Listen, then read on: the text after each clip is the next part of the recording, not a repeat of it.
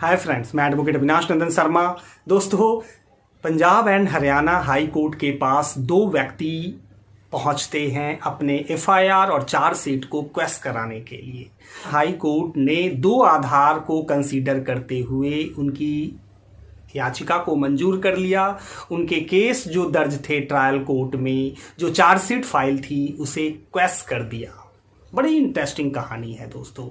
ये मामला है किडनैपिंग का, घर में घुसने का, किसी को जबरदस्ती रोकने का, थप्पड़ मारने का।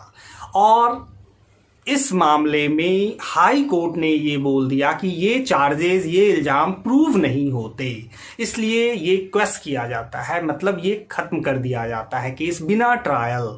अब निचली अदालत में कोई ट्रायल की प्रक्रिया नहीं चलेगी, गवाही, बयान, ये सब नहीं हो।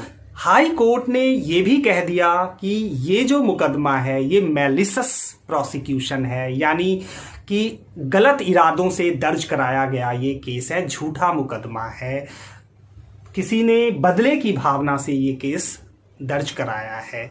अब सीबीआई पहुंची सुप्रीम कोर्ट। बड़ा इंटरेस्टिंग इशू है दोस्तों। सुप्रीम कोर्ट ने कहा कि हाई कोर्ट का यह निर्णय गलत है।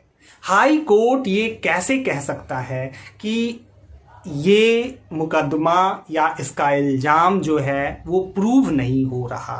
ये प्रूव या डिसप्रूव होना ट्रायल का विषय है। ये ट्रायल की प्रक्रिया में गवाही होगी, बयान होंगे, डॉक्यूमेंट्स आएंगे, चार्जशीट देखी जाएगी, उनके डॉक्यूमेंट्स देखे जाएंगे, तब ये प्रूव होगा कि ये चार्जेस सही हैं, उनके इल्जाम प्रूव होते हैं या नहीं होते। इस स्टेज पे हाई कोर्ट मिनी ट्रायल नहीं कर सकता, यानी कि संक्षेप में ही आप पूरा ट्रायल कर दो और बंदे को बाइज्जत बरी कर दो, उसके केस को क्वेश्चन कर दो। ये जो दो व्यक्ति थे, इन लोगों ने निचली अदालत में ट्रायल कोर्ट में डिस्चार्ज की एप्लीकेशन लगाई थी कि मेरे खिलाफ चार्ज नहीं बनता, चूंकि एफआईआर में मेरा नाम नहीं है। सीबीआई ने बाद में अपनी इन्वेस्टिगेशन में मेरे नाम को ऐड किया है और इस तरीके से चार्जशीट मेरे नाम पे फाइल हुई है। सुप्रीम कोर्ट ने इस पॉइंट को भी गंभीरता से लेते हुए कहा कि जिसकी एप्लीकेशन डिस्चार्ज के लिए खारिज हो गई ट्रायल कोर्ट में, उसे क्वेशिंग पिटीशन के तहत पूरे केस से फ्री कर दिया गया। एक और पॉइंट सुप्रीम कोर्ट ने पकड़ा है कि ये मैटर सीबीआई को दिया गया इसके इन्वेस्टिगेशन के लिए, और ये आदेश हाई कोर्ट ने ही दिए थे। अब सीबीआई ने अपने इन्वेस्टिगेशन के बाद इन दो बंदों को उसमें आरोपी बनाया। ये दो बंदे डिस्चार्ज में गए, उनके डिस्चार्ज की एप्लीकेशन ट्रायल कोर्ट ने खारिज कर दी। ये दोनों क्वेशिंग में आ गए हाई कोर्ट ने इसको अलाउ कर दिया और ये दो ग्राउंड बता दिए कि ये चार्जेस प्रूव नहीं होते। सुप्रीम कोर्ट ने कहा चार्जेस प्रूव होना ट्रायल का विषय है, ये लास्ट में कंक्लूड होगा।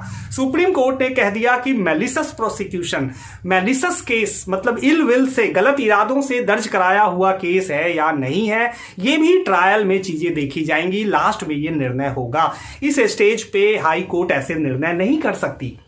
बहुत इंपॉर्टेंट है दोस्तों।